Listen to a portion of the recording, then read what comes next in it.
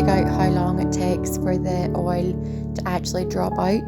That shows how pure and potent the essential oil is.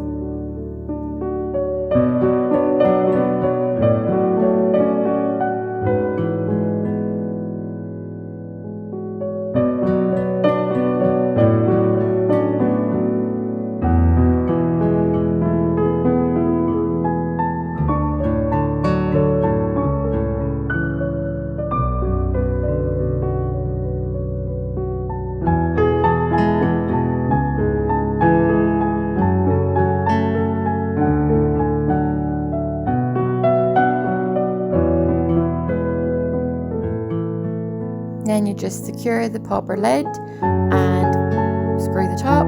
Voila!